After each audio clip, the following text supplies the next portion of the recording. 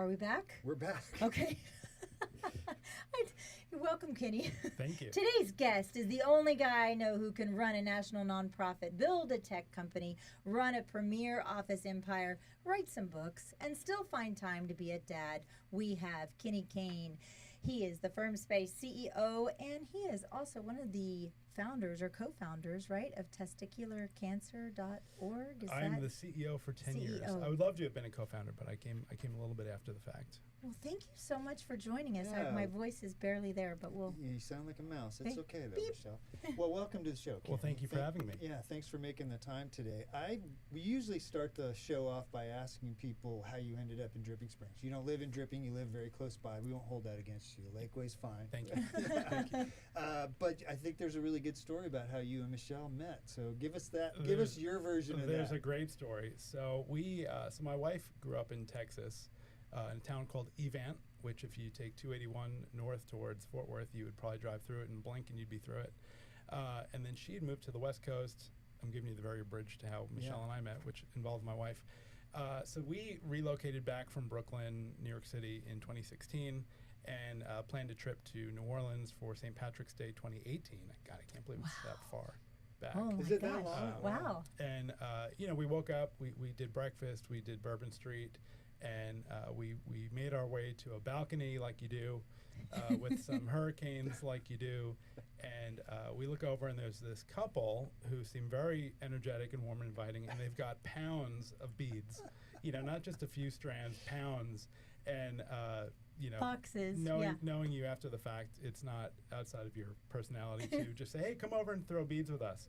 And I feel like we spent hours. She's never met a stranger for sure. No, and She you has made no Hours. problem great with that. recommendation for a Clover Grill, Yes. which was fabulous. The Yes. greasiest hamburger I've ever had. Yes. We did Bourbon Street, and then, like you do, you kind of regret going to Bourbon Street, but our friendship was one that has endured on social media. Yeah.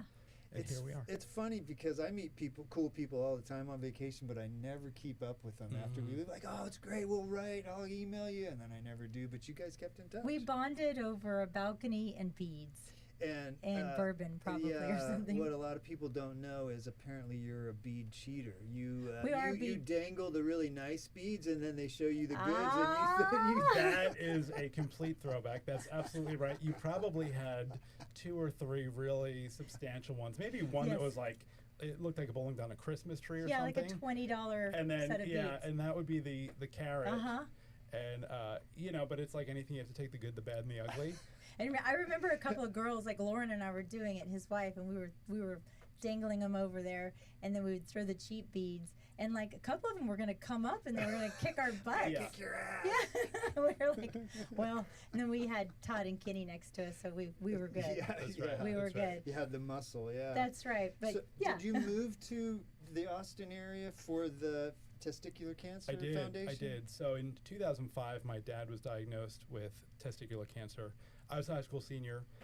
His 50th birthday was that May, and about a week later, he sat me down. We have a very, very comical, I don't know the best way to describe it. I don't know if he would be able to either. But we don't have a lot of serious conversations, aside saving, putting money in the 401k. And I was like, all right, what's going on? And he told me that he was getting like chicken salad out of the fridge, and he had clocked himself in the nuts, and he discovered a lump days after the pain didn't go away. So whether it was coincidental, serendipity, whatever it might be, luckily he worked in a operating room in a hospital as a support staff, geez. and he literally got diagnosed in the locker room from his buddy, who was a urologist. Hey, buddy, could you look at this? And had his testicle removed like 2 days later Oh my in the same gosh. operating room. So it wasn't even like we had this on-ramp for the trauma. It was just very tactical, like, I have testicular cancer, and in 2 days I'm going to get it removed. And it was like, okay, what do I do? About a month from graduation, a month from prom. And all of that was sort of second seat to this experience. And then that whole summer leading up to my first year of college, right, another big milestone, we were in chemo. He had multiple surgeries. And it just sort of I just remember listening to like Fleetwood Mac Landslide over and over again. Like that was my coping mechanism. And It's pretty sad. it was pretty sad at the time. Did you have friends at that time? I did. Okay. I did. I Just didn't know. Yeah, I mean, you're fair to expect that I didn't. Okay. But no, I did, and yeah, we got together. We got through it together. He was my best friend. Still, ranks very high. Lauren might, be up there with him at this point, and Mom as well, and my sister. Now, you name one person, you have to name everybody, right? That's true. Yeah, It's like the Oscars. That's right. Yeah. Play the music. Yeah. Play the music. And we just, we kind of got through it. And I always tell the story now about how some people will go run marathons or, dedicate their life to whatever it might be. He was very much like, let me read Lance Armstrong's book and get back to life. And then I became the nagging reminder that he ever had it, well, through and beyond to this point, 20 years later. So 5 years. You want to ask a question? Well, yeah, so he's doing okay. He's now. doing great. Yeah, Okay. doing great. Complaining about being elderly, which is a jab. He's not elderly, but he would call himself an active senior. Oh, okay. He's probably my age. I'm officially a senior citizen now. Yeah. Congrats. Did they give you a card for that? Yeah, apparently they do, but you have to pay for it. Yeah, she got her $1 coffee at McDonald's this morning, so that's your senior. I get my perk, discount at yeah. Ross now. I'm excited about that for That's sure. right. So you grew up in Well, New York City though? I grew up on Long Island, so we'll Okay. get back to how I got down Okay. here Yeah. and all that. So I grew up on Long Island, bounced around the SUNY system, State University of New York, went to a couple of different schools before I landed on a communications degree. And in my 5th year of undergrad, I was listening to a cancer survivor talk about this little nonprofit she was volunteering for. It was called the I'm Too Young for This Cancer Foundation. Oh, wow. 15 to 39 was the age demographic, any type of cancer. And the reason that was the brackets is because 0 to 15 and 40 plus were surviving. 15 to 39 were dying for all the reasons that you might not be a great patient in your 20s and 30s, for all the reasons your doctor might not expect that your headache is a brain tumor or your back pain is testicular cancer, all those sort of things. It's like, here's some Tylenol and go deal with it. Right. So I immediately tuned into this presentation because we all needed an internship. So I literally got in trouble for emailing the CEO, which is a guy named Matthew Zachary, who is the founder of Stupid Cancer, which is the same organization as I'm Too Young for This. I hopped on, we were I2I, shorthand, and then him and I rebranded it to Stupid Cancer, which was our t-shirt, which is, Stupid Cancer, I'm Too Young for This.org. And everyone just started calling us the two guys from Stupid Cancer. And we were like, you don't fight it, right? The market kind of decides what's cool. And as soon as we rebranded, it was off to the races. Really? Yeah. So this was a nonprofit that you started. You traveled around the country. I did. Giving talks? Yeah, so he was the token survivor. He had survived brain cancer in '95 and taught himself how to play piano again. He's got all these great stories. And he and I really grew it. I would say he had the vision for it, and I sort of had the operational sweat equity. Okay. That was my contribution, and then on a long enough timeline, he just gave me the honorary co-founder of Stupid Cancer, where it's kind of like a granular distinction. He started I2Y, and then together we started this new thing. Okay. So that's which is an ongoing thing. So I left in 2016. He left. I think he left in 2018 or 2019, and then there's a new team running it. They do a fabulous job. It's enduring. I think if you look back on something you've created, like a podcast or a nonprofit, I heard you guys talking about the future of what this is going to be, and it could survive without you. Yeah. That's amazing. Yeah. Right. And I think it proves the model of, there was something there. I will say, the best way to spend my early 20s was doing that, driving across the country a couple of times on an awareness campaign, and just meeting so many amazing people. It was, talk about filling our bucket. That was overflowing. Did you ever get any kind of pushback because you weren't a cancer survivor and you were a caretaker? So someone early on called me the Spuds McKenzie of the cancer world, which was the I think it's the Budweiser dog. Budweiser dog, Where yeah. I was kind of like, I was just like the mascot. But I think what it did is it allowed us to appeal to the caregiver community. Yeah. Yeah. And it kind of created a new branch of business for us. And I definitely have had imposter syndrome at times. Like, what am I doing in this room? But then I feel like I've been validated through a lot of experiences. And I think for people who may not have survived their cancer, I can kind of be the historian Yeah. in certain ways. I think that's something that's overlooked. I think, somebody in your family gets cancer, it's hard on everybody. It's like you were talking about your dad. That was a hard experience for you. There's really no playbook.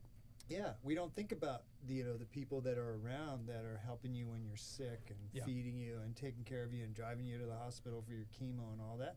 It's hard on people. Yeah, there's also a delicate balance to not make it about you. And I think that certain personalities can certainly say, "Oh, I'm dealing with this." Yeah. But really, it's Well, especially as a young man at that time, you're thinking, okay, well, is this something that I could get too? And I was reading about some of the statistics about it. And normally, your father was kind of late. Normally, it's between 15 and 34 years of age. 1 in 250 males will be diagnosed with it in their lifetime. It's 99% curable in stage 1. That's right. And 9,560 men will be diagnosed with it this year. Wow. And that's crazy. There's a lot of pink ribbons. Are there ribbons? Are there things out there? Is this just kind of one of those silent diseases? Diagnosis. It's one of those things where you don't think about it until it comes into your life. And prior to my dad's diagnosis, I'd worked in a pharmacy, worked with cancer patients and other, chronic illness kind of stuff. And I was ready for the mindset, but it was one of those things where until it really hits you, it's not something that you're really thinking about. And, having gone through the experience as a caregiver and then being acutely aware of we would joke that it was on my business card for a long time that I was precancerous, because everybody had their diagnosis on their business card, and I had yet to be diagnosed. So we just said, I'm precancerous, right? Whether it's genetic or environmental, the likelihood that we're going to get something is there. Interesting. Yeah. So you left Stupid Cancer in 2016. I did. So, and then is that when you joined Testicular Cancer Foundation? Yes. So my good friend Matt Fersler, who's a Houston native, spent a lot of time in the Lake Travis area and then settled out here. He essentially reached out and said, "Hey, I'm looking to take a step back." Probably after 7 or 8 years of doing it, and he had this idea for this venture he was about to embark on, which we'll get to. And he said, you've got the tie to testicular cancer, you've got the operations background. Him and I are about the same age, good friends, and I kind of got the ask, and I said, I couldn't think of a better way to transition out of New York. I had Austin on my radar, kind of Nashville, San Diego, based on some of my travels. Where else could I exist besides New York City, which was kind of getting old? And was Lauren excited to be back in Texas? It was a pretty easy transition for her to come back. She had stopped in Maryland, and then we were together in New York for 3 years. And we went away on a Caribbean vacation. We came home, and there was snow and slush and brown snow. We're pulling our luggage through the puddles.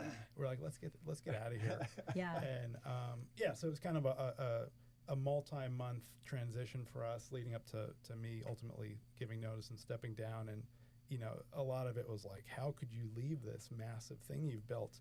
And it just felt like the right decision for, I would say more so for the family than, whatever the future of Stupid Cancer was going to be. You kind of have to think about yourself in that situation. But, I also looked back on what we had accomplished, and I said, what else is there to do?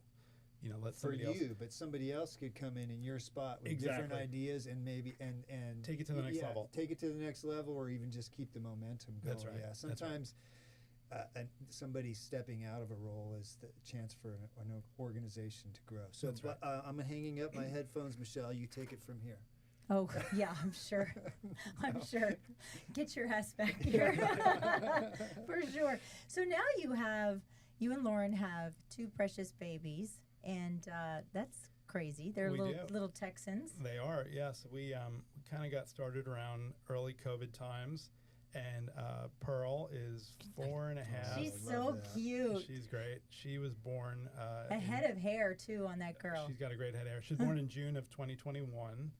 And wow, boy, that was in the thick of COVID. That was in the thick of so we dealt with a lot of weird COVID doctor's appointment requirements, and it wasn't always great news coming out of the doctors. And it was really hard during COVID to be on FaceTime for some of the really tough discussions early on in our process. And got pregnant with Pearl, and then it started to lighten up. Things got easier, and you could have a +1, and then it was like, okay, there's like the birth story between Pearl and Declan, a couple of years apart was, just marked by the COVID restrictions, and then kind of getting back to life. Yeah, that was a crazy time. My wife was involved in an accident in August of 2020, and she was in the hospital, and they wouldn't let me go in to see her. It's crazy. It's crazy, yeah. It's weird to think. Anyway, we don't have to go too far down that rabbit hole, but it's crazy to think of the stuff that we put up with, and obviously they were doing it out of best practices at the time. So. Yeah, but I want to circle back to the Testicular Cancer Foundation. So, what's your role there?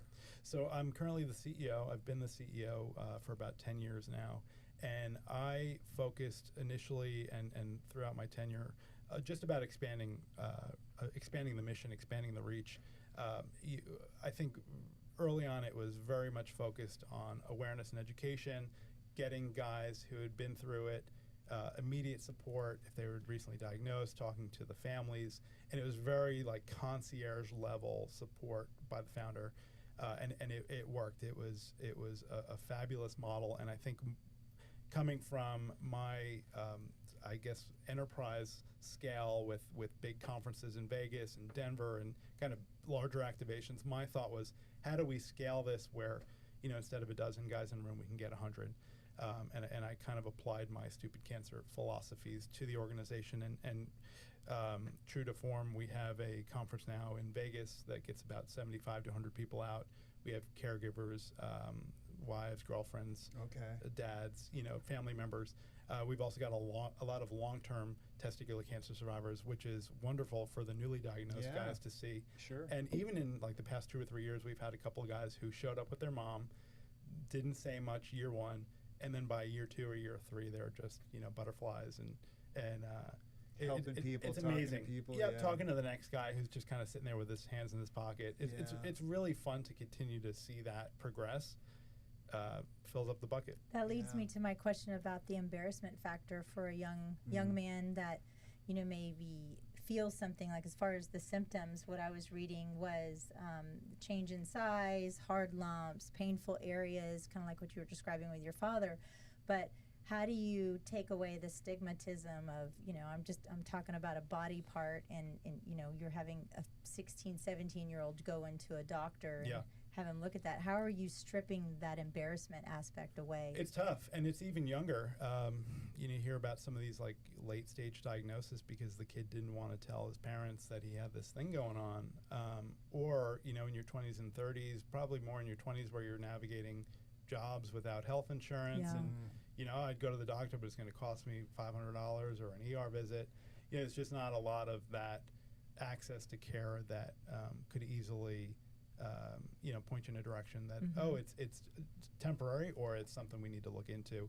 And I would say there's also things about the male anatomy where people will have kind of a false positive on a they detect their epididymis or their spermatic cord, and they're like, hey, what is this thing on my testicle? So what we really try to do is hone in on what it is. We've got a new campaign called the Stresticles, which is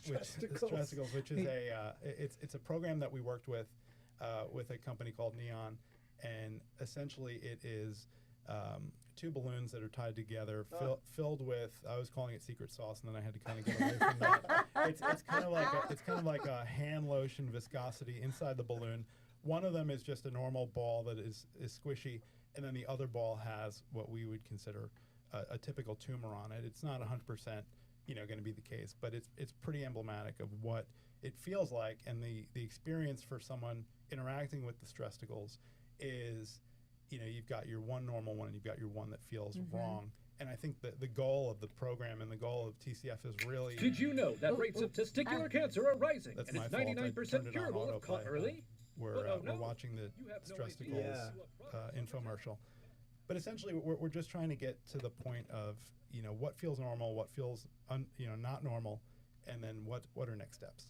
And that's mission A for TCF. And so somebody can order these. Yeah, so we've got kits. They're $9.99. You can assemble it, so you're literally starting from scratch with the balls, the one that's normal and the one that's got the tumor. You're creating it.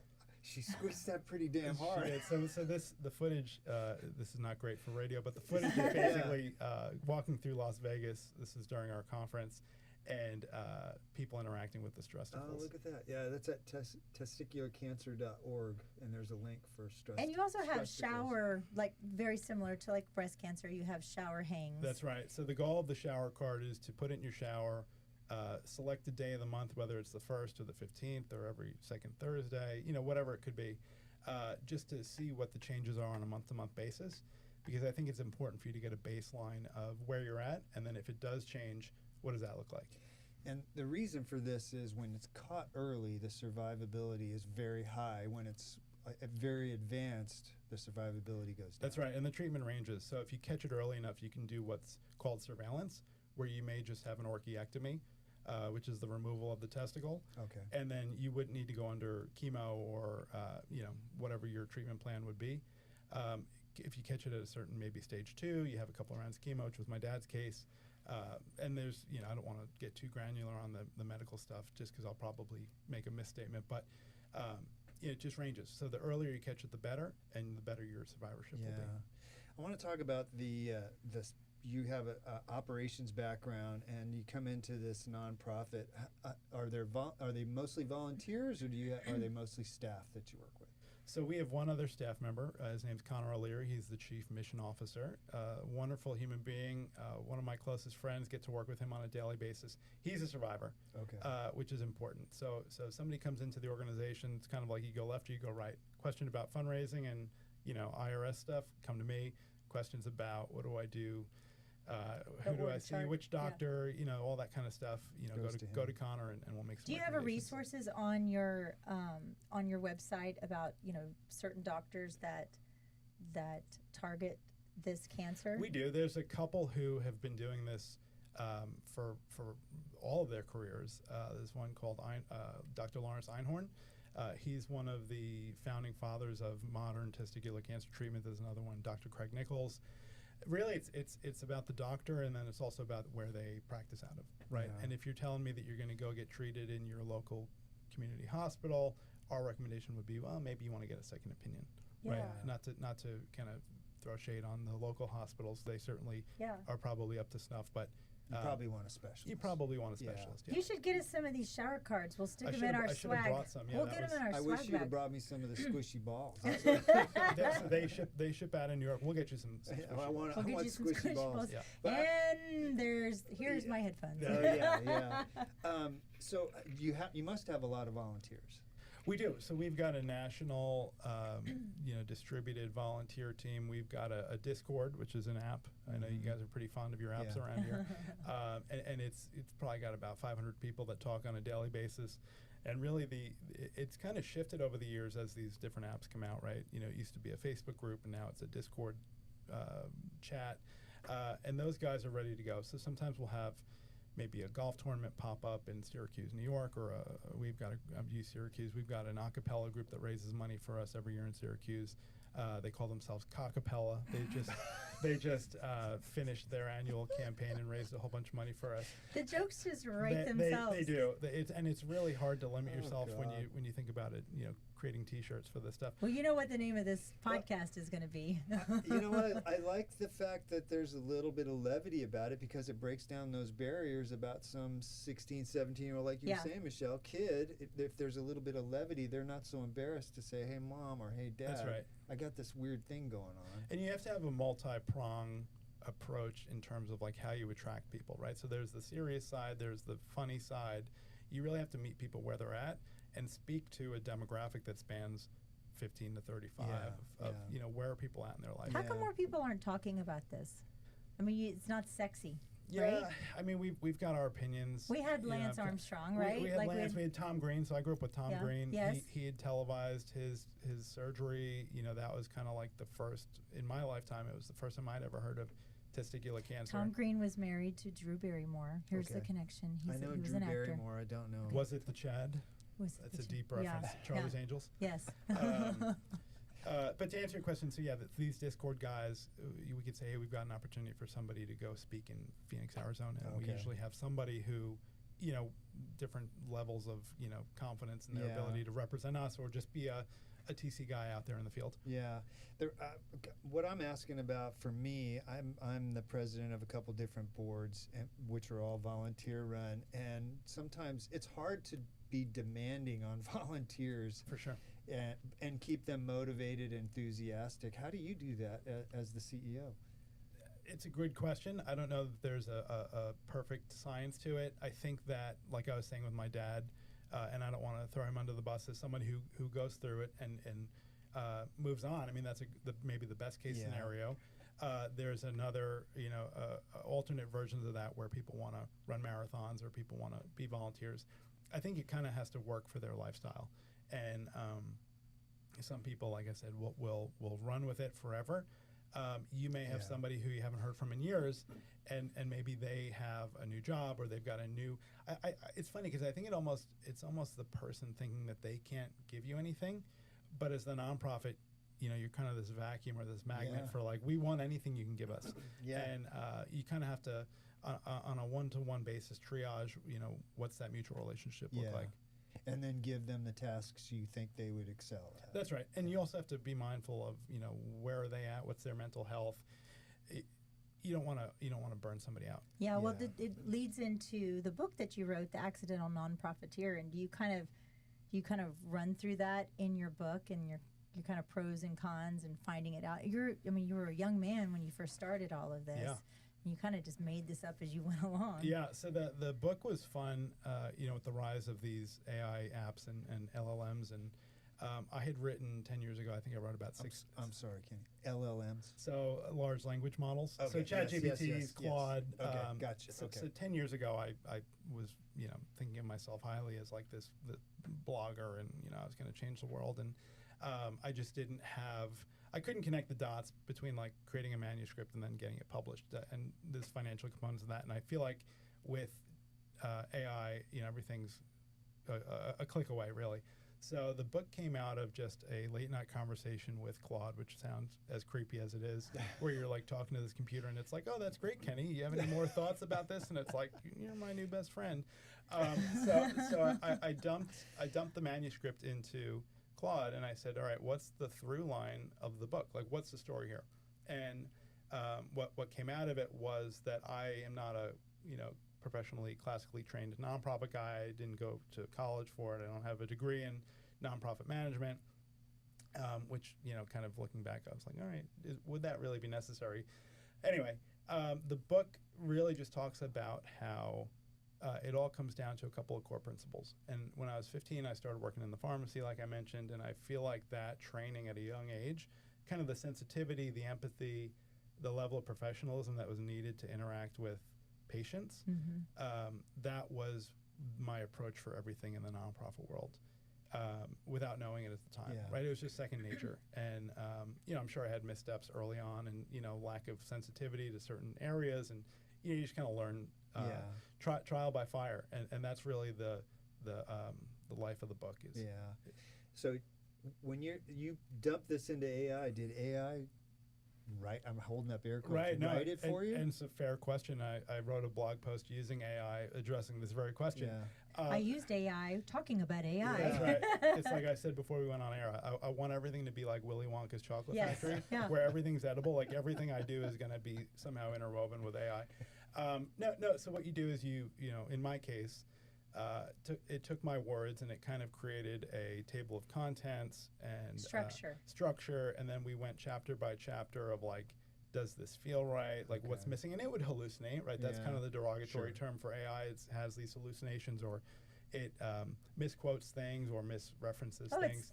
You could call that Michelle. That's right. Well, that's Michelle. Claude and Michelle. And that's sort of what's funny to me. Not that I'm any kind of AI expert, but I feel like my proficiency in it is, a lot of people don't understand that even if you had a ghostwriter or somebody working with you on a book, like, you're only as good as that person.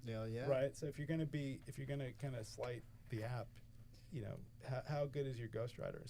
So long story short, we went through these iterations.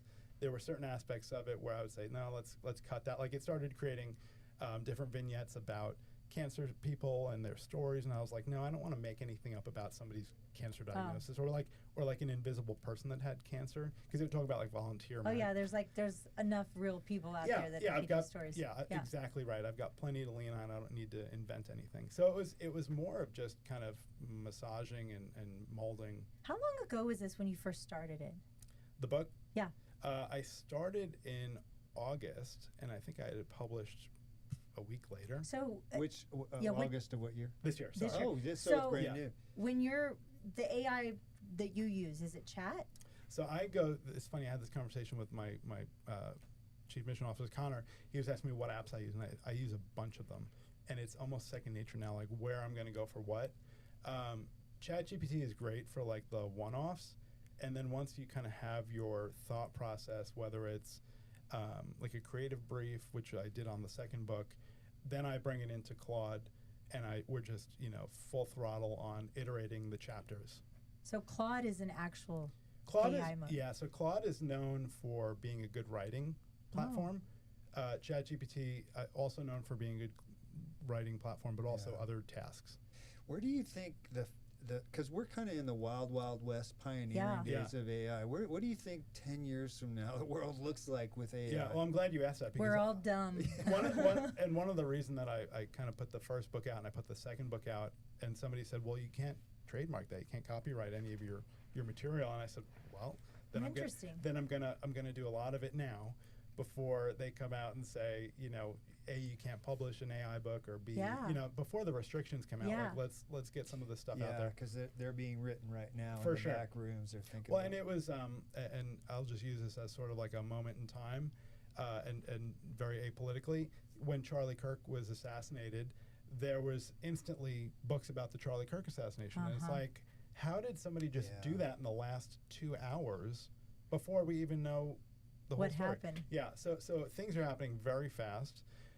Where things are going, I think it's giving a voice to people like me who maybe had the components but not the entire thing figured out. It's giving, people who have less of a voice, or maybe they literally can't sit there and type a manuscript, and maybe they're dictating. Like I'm starting to get into like AI dictation, which is a lot of fun for meetings and for just sort of like spitballing.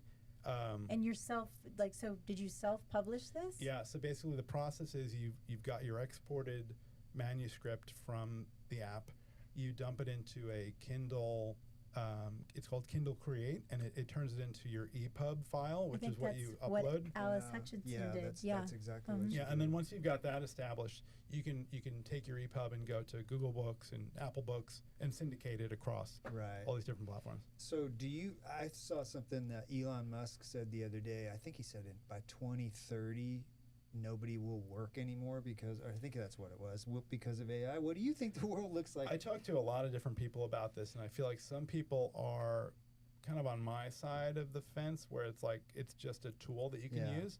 And then there's some people who feel like super intelligence is right around the corner, which is, robots, kind of taking over. I think you have to live within reality and the here and now, and just understand that, people can use things for good and for evil, and sometimes apps like this can help you write a book, or maybe sometimes it can. I think I can finally publish my book. Shit, Steve says. Shit, Steve says. I'm working on it right now. It sort of makes me sad about the death of personality in writing, because you can program your ChatGPT to have a little bit of your personality, but it won't catch all the little wonky things you say, or the tone of your voice when you write something. I'm sad about losing that. Well, there's a concept called training the model. And what I did is I had, from the Stupid Cancer days, I had a bunch of blog posts that I had written for some of the software. I would basically barter with software companies and say, I'll give you a case study, or I'll write a couple of blogs for you on how I use it if you give me a 50% discount, right, or a nonprofit discount. And they loved it because we were a good cause that they could highlight. But the long story on that is, now I've got all these blog posts from 10 years ago, which some of them are better than others, but I was able to take them all and dump them into Claude, dump them into ChatGPT, and I said, here's my writing style. And some of them were edited by an editor, right, getting back to like the Old complaints, school. or the complaints about AI writing for you. Everything's edited to some extent. So it had most of my tone, my personality, whether if I want to call something out and I put a sentence on its own line outside of a paragraph, all those little nuances, aside from this whole, conversation about the M-dash or bulleted lists, like the hallmarks of AI writing, which is funny because I'm one of the people that used an M-dash. I use M-dash just like I've always used it. It's wonderful. But it's not the long, it's the long M-dash. That's right. Yeah, well, that's very interesting. I write articles and blogs for different things, and I always try and put something in there that when I read it, I'm like, oh damn, that's pretty good, and I feel like that's going to be lost. Don't you think I'd break my Chat GPT if I we've tried seen to it. write? You said it yesterday. You were like, oh, my Chat GPT's not working. I'm like, I wonder why, Michelle. It's like I quit. Yeah. I totally quit. Let's talk about your role in Firmspace. Sure. And what is Firmspace? And what is Firmspace? So I have seen the movie We Crashed. Yep. So you're not Adam Newman in any way. You're not dancing around here in your underwear. That's right. And which I really appreciate that. That was Bourbon Street. Thank you. Yeah, that was Bourbon Street. I dangled some beads out there for you. I feel like Firmspace is the bougier version of WeWork, and is that so expand on what exactly it is. Yeah, so I feel like with any industry that kind of has waves, everybody saw what WeWork was doing, and I think everybody, maybe not everybody, it's kind of generalization, but a lot of people have maybe been in a temporary office situation or even sublet, or hey, I've got a desk if you need to come work outside your house at some point in their career, and we've all experienced the variations of quality. Starbucks. That's right. The Starbucks desk versus yeah. Summer Moon. Yeah. Whatever your preferred. Anyway, so Firmspace was intended to be the Four Seasons of flex office space, right? Or if you've ever been inside of a Regis, it was intended to be kind of it'd be nice if we had this at Regis. And WeWork can kind of exist in multiple different forms, multiple different base buildings. Yeah. And for us, it was, step one is going to be a Class A office tower.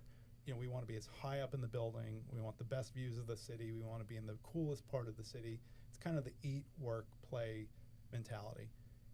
We don't want to be, at the time of starting it, we didn't want to be kind of edge of town. We didn't want to be in a B building or a C building, God forbid. Yeah. So really, it's just kind of like the nicest and best was the mentality. And in building it out, we made decisions on construction around acoustics, right? You don't want to hear your neighbor, right? So we spent a little bit more money on insulation and doing things that would dampen the sound, like white noise, or using this acoustical caulking that you can put in between. That was a thing, it really gets into the weeds on lowering decibels. We obsessed over foot candles, which is the amount of light that comes down from your lighting, and we really wanted it to be a place where somebody could move in, make it their own, and do really serious, productive work without the hang-ups of, oh, my neighbor is crazy, or oh, I gotta, somebody's cooking fish in the microwave. Right? It's just an elevated experience. For everybody. So Do you have somebody that's in the break room like, no fish, no popcorn? There's currently an offender cooking eggs on a regular basis. Let's name them right now. Well, some of our pillars are privacy and security, so I will redact.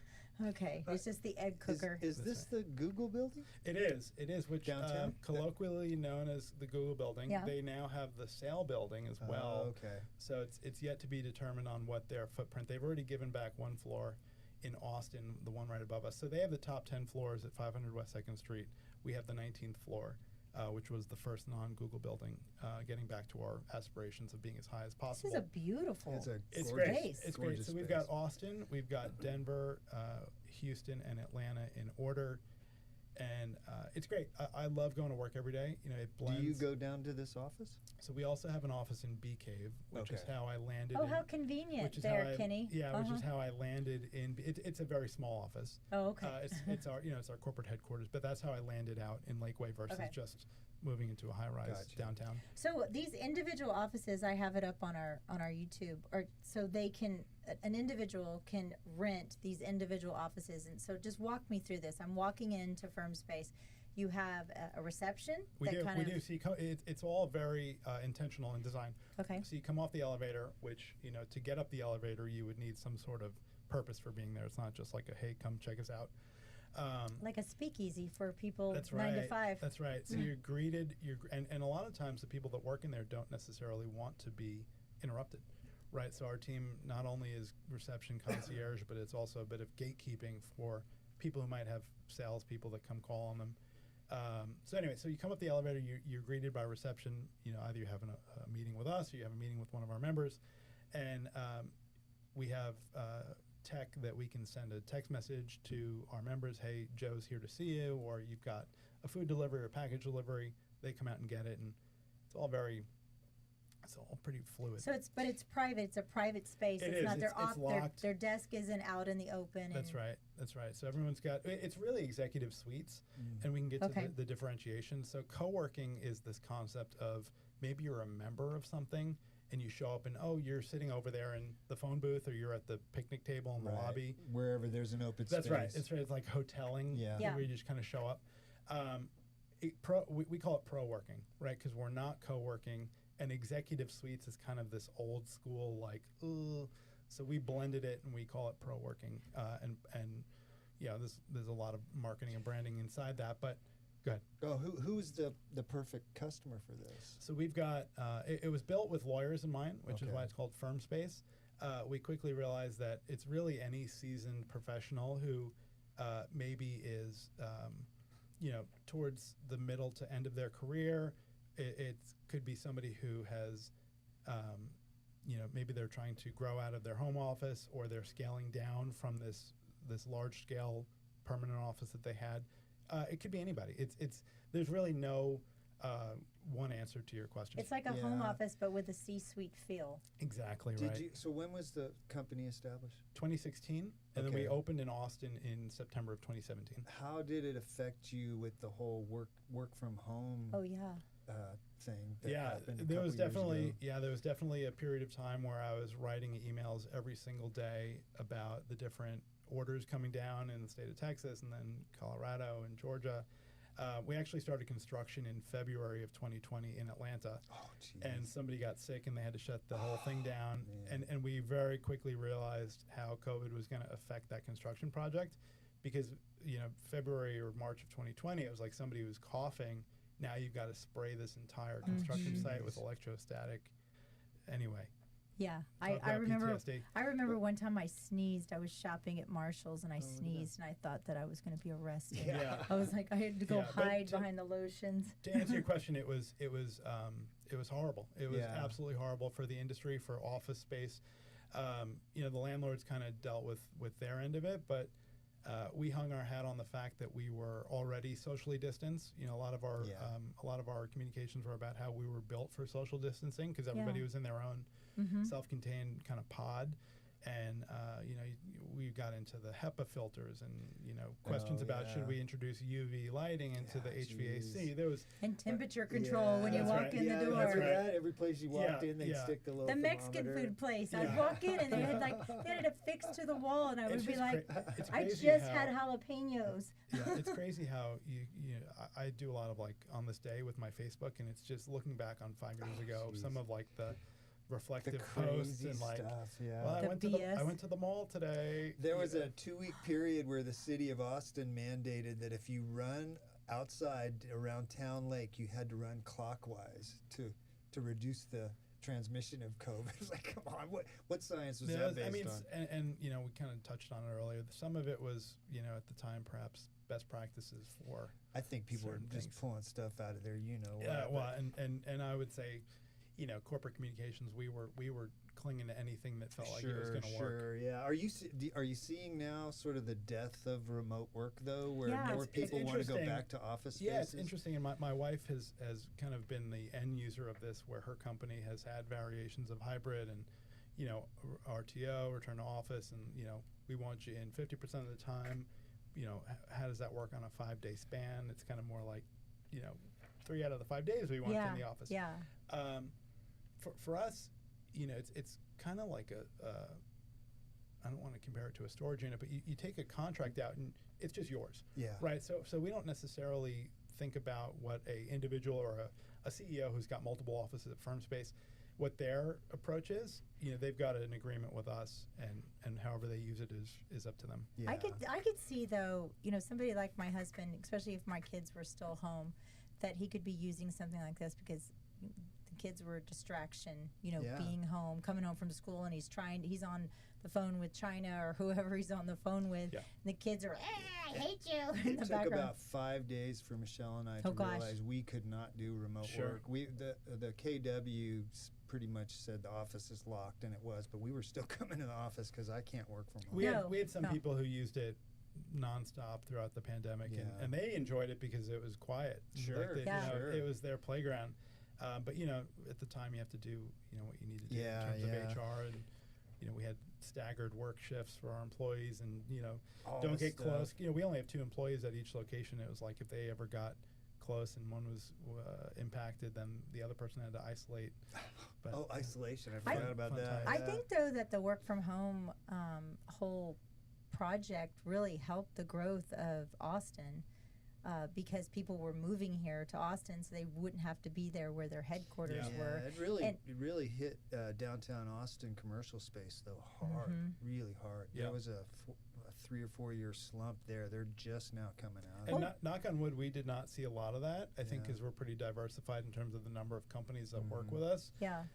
And people just want turnkey, right? They want to be able to show up, plug in. But I think as an employer, though, also, the whole work from home concept is you want to be able to have an employee that is accessible, but also professional. So, like during the day, that was the thing that we learned when we were working from home because, you have laundry going and, I guess I'll make an hour. I'll go make a brisket. Yes, I'll go make a brisket for sure. Guilty. But at least if you're in a space like this, like when we come here to work, we're here to work. Well, you got your boss looking over your shoulder. What are you working on right now, Michelle? Yeah, that's I heard about your micromanagement. I am the king of micromanagement. That's fun. That was in your last episode. Yes, he doesn't have any stab marks anymore. No, I think they've healed. They've healed, yeah. Kenny, would you say, you talked about your public speaking, would you say you're a reluctant public speaker? I've always tried to maintain a degree of humility because especially in the cancer world, and I say this with all the love to everybody everywhere. My old CEO, Matt Zachary, I recently told him everything I learned about self-aggrandizement I learned from him. Because as kind of like a Lance Armstrong or somebody, like all you're doing is talking about yourself. Yeah. Right? And I think where the halo effect is you are educating maybe a nurse, right, in a community cancer center on how to interact with somebody like him who's been through that, right? So it's not just all about me. You are educating ultimately. And, sure.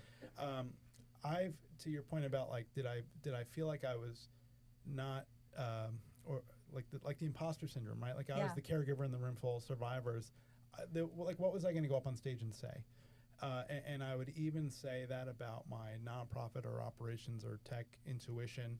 Like, what am I going to go tell somebody that they may not already know? I think what's cool about the books is beauty's in the eye of the beholder. And I keep telling my friends and family, like, I'm just waiting for a 1-star review so that I could at least iterate the content in the books. Like, if it was cool, chapter 7 kind of sucked. Like, I would just love for some objective feedback. But the books are really written for somebody who's, maybe a mother of somebody who passed, like somebody who's just getting started, right? Somebody, the 22-year-old me that is, just eager to help, deer in headlights, and where do I start? Yeah, I need to read that. I'm 63 and I'm 62. I'm not even 63. I'm going to go right now and give you a 1-star review because you requested it. Do it. I mean, we'll ask Dustin from Austin to do it. That's where we got our 1-star review from one time. We always love those people, don't we? Yeah, we do. You know what? I love constructive criticism. Yeah. If somebody actually sits down and takes the time to send me an email or text saying, hey, this was all great, but I thought you could have done a better job on this. Yeah. Well, I'm all for it. But people that go, Steve just sucks. But that's what I say every day. So I just, you probably haven't heard, but Dustin said, yeah, Steve sucks, but Michelle seems pretty cool. That's right. Yeah. Was it on Keller Williams or was it on the podcast? No, it was on the podcast. Podcast like when we were like 20 episodes in, so which we ran with it and we're still talking about it. But I love constructive. Is this episode 206? This is 206. That's great. Can you believe it? That's cool. So so speaking of constructive criticism, I saw a blog post that you wrote the other day, and I thought it was really timely, and I was like, this is interesting, and I want to ask publicly your take on this. The Giving Tuesday. Yeah. Is it Giving Back Tuesday or Giving Tuesday? It's Giving Tuesday. I think it started in 2012. it's sort of like Black Friday happened forever, and then Cyber Monday came on the scene, right? We were all excited about that because we didn't have to get in line at 5 a.m. And then somebody said, well, what if we do something for whatever's left over in their wallet for charities on Giving Tuesday? And at the time, we were all like, yes, like this is the answer to all of our problems. Is we'll just have one day where we spam people every hour. You know, the thermometer went from 23 10%. minutes left. That's right. That's right. We've raised $2,000. Now we've raised 2,500. You know, and it's just sort of like, I guess, 13 years later, like what have we actually done? Because what happens is, literally the day before, we have this conversation on Slack where we're like, are we going to do anything tomorrow? Should we do some emails? Without failure, you get a whole bunch of unsubscribes from your mailing list because people are getting dozens of emails from nonprofits. If you've ever given somebody $1, you're going to hear from them that day. It's just super nuanced, and I'm not. The post was not meant to say that it was a bad idea. I think it was a good idea. I think it's just a realization that it may not be for everybody, and we see this all the time, right? You look at an organization like Stand Up to Cancer, or any other, Komen or American Cancer Society. Now we're really getting into my early, stupid cancer, anger days. Yeah. All these nonprofits that have these super huge marketing budgets, how do you compete with that, right? If you're seeing ads all day Giving Tuesday on Instagram about giving to breast cancer, where does testicular cancer land in that? Well, there's a whole business of just the business of cancer. That's right. That's too. right. Which is kind of disgusting in a sense. Yeah, it's kind of like the dark web of the cancer world where it's like, people want the cure, but what happens to the industry? Do you think there's a cure in our future? Oh, I don't know. I'm probably the least qualified to answer that. I think that there are steps you can take as an individual, right? I know people who eat kale every day and, they don't take the New York City subway, and they just, do things to avoid like environmental toxins. Yeah. I think you can't outrun genetics, whatever that means in the case of cancer, and in certain cases you can't outrun environmental factors. I grew up in part of Long Island where isn't the carcinogenic kind of like here carcinogenic coast? There's there's a town in Long Island. So I grew up in Islip, and there's West Islip. It's I don't know if it's still true, but at one point in time it probably is still true. It was like a very dense population of breast cancer. And they looked back, and there was some I'm going to totally butcher this explanation, but there was a company there that was burning tires or dumping chemicals into the ground, and it just became hard to ignore the fact that this industrial company existed, and now, decades later, all these people are getting diagnosed with cancer. So everything's anecdotal at best. The people who are much smarter than me working in the research side of things can probably answer. Well, you have such a big part of education and just letting the public know. If Steve doesn't have anything else, I have a couple of rapid fire. Well, so you're obviously a very busy guy. You got all these things going on. What do you do to take care of yourself? What do you do for you on a daily basis? Well, I'm overweight. I'm recently not drinking alcohol, so that's good a new for thing. you. You're really fun then, huh? Yeah. Well, I feel like a byproduct of the nonprofit world is like galas or charitable dinners where alcohol everywhere. Happy hour, and you kind of look back and you're like, whoa. That's how that happened. Yeah. Without getting too personal about it, but no, I think you're either built for it or you're not. And we would joke, my old CEO Matt Zachary and I'd say, I'm kind of dead inside, right? So the sensitivity to a lot of this, like the continued fire hose of like trauma, emotions. Yeah. Like I felt like I, at a young age, it all kind of goes back to the pharmacy, which people tease me about. It's just kind of early exposure and then continued exposure. I totally get that with both my tolerance. boys who are in med school. I mean, not med school, but in the medical industry. So you're talking about the trauma dump. Yeah. So I mean, like decompressing for me is like the kids go to bed, my wife goes to bed, maybe I get an hour of Xbox or. But I feel like I'm also like productivity based. So like just doing AI things late at night, putting out a blog post about Giving Tuesday. We may need to go to New Orleans and go sit on a balcony. I need a vacation. I see you're wearing an Oura ring. I am. Is that kind of new for you? No, I've had this maybe 12 to 18 months. My wife and I compare sleep scores. That's what my wife and I do the same thing. She's got a lot more responsibilities throughout the night than I do because of our son who is about a year and a half old. But are you going to take up exercising? And now that you've given up alcohol, you never know. This could be a now turn. I know why you and Michelle are friends. I don't think she exercises at all. Gross. Yeah, my wife just did. I have to give my wife Lauren a shout out. Lauren she is just did the ultra. High Rocks competition. Have you heard of this? Damn! Yeah. So it's like CrossFit plus running. Yeah, that's hardcore. So she did the one in Dallas 2 or 3 weeks ago, and then she good signed for up for her. the Vegas one in the spring. Good for her. Yeah, no, but also, and she's gonna, if she listens, if you get to this far, thank you. She's also somebody, and her brothers are the same way, where it's like they could have a long weekend of eating and drinking, and then they have an 8-pack on Monday with a couple of sit-ups. Hate people like Yeah, that. yeah. So we're just built different. Yeah. Kenny and I, we're gonna go to New Orleans That's together and right. go hang out at Don't pressure him to drink. hang at the. No, we don't have to drink. We're just gonna eat some poor boys and oysters. We're gonna go to Clover Grill, get some greasy Get a hamburgers. Greasy burger, That's right. yeah. Greasy hamburgers. Well, speaking of food, part of my rapid fire is, what is your favorite New York food that you miss? Yeah. So I will say I don't miss anything about New York in general. Like I feel like I moved and I left it, and if it's like a museum, right? Like if I go back, it'll be there. It'll be slightly different because my perspective will have changed. And I was listening to episode 204. I'm gonna butcher his name. Jackson. McClure. Jackson. Uh-huh. He kind of like punctuated it by Has saying, this- and I want to move to New York City. He has this romantic view of And it. I was like, oh no. I was like, buddy, you've made it to the destination. This is paradise. This is, like don't do that. There's a Chinese food place called Wo Hop. Oh Have you my been? gosh, it's my favorite Have you been? place So in New you York go City. Yes, down you the got to go stairs. down. You got to wait, and it's like they're all talking about you. Oh. Here's the backstory, and it all comes back to Dad for some reason. The pharmacy I worked in was closed on Sundays, and we would take the train in every Sunday morning, and they would open around 10 or so, and we'd be sitting there eating breakfast essentially at the Chinese food place, and then we would walk all the way back to Midtown to take the train home. That's it. Look, Steve, that's it. You go down this and sketchy there's alley. only like 10 tables. Yeah. Probably can fit about 40 people. You know what? I think I've been there. I think Gracie and I ate there. You would know. It's the Yeah, best place. I think Gracie and I ate there. I have to look and see if I got pictures. I'm like in my social circles, I'm associated with that, and people will send me a picture when they're there. I ate there beginning of this year. Didn't I go to New York this year? I can't keep track of all your trips. That's where I went. It was to Wo Hop. It's fabulous. Yeah, Okay, so that's definitely Wo Hop. number one. Okay, so me too. Who are worse drivers, East Coast or Austin? Well, now we're so blended in Austin, it's kind of hard to tell. True.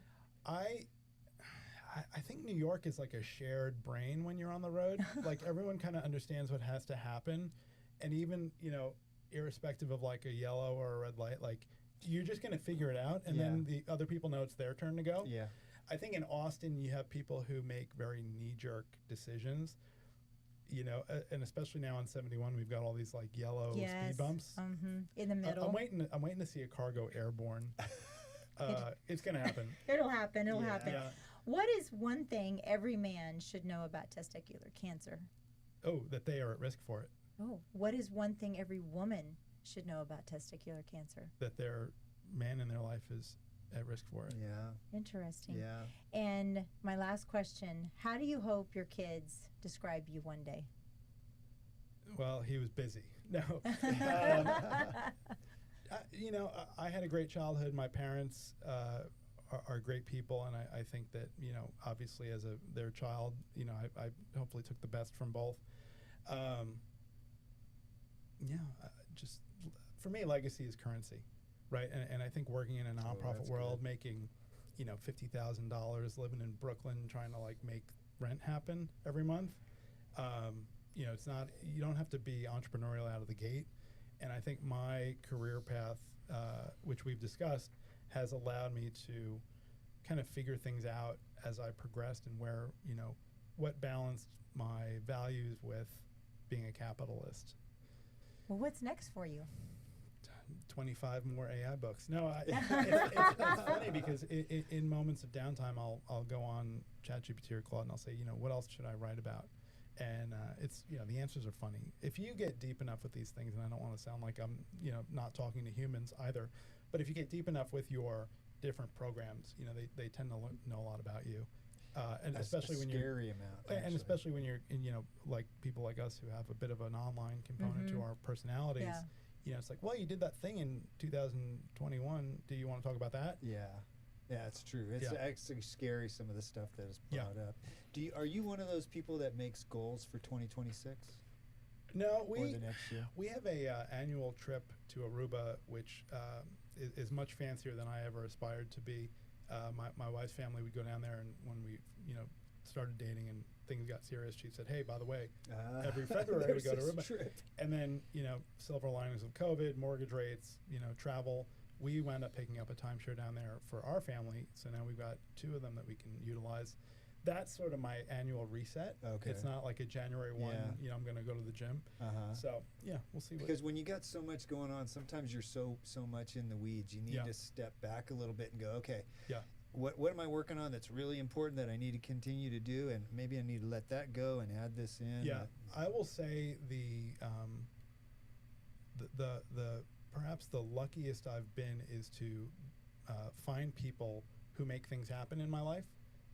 Founders and other visionaries. I mean, I have a vision, but I'm also I'm inclined to be the tactical side of things. Yeah. And I feel like there's no short supply of opportunity to just do something new.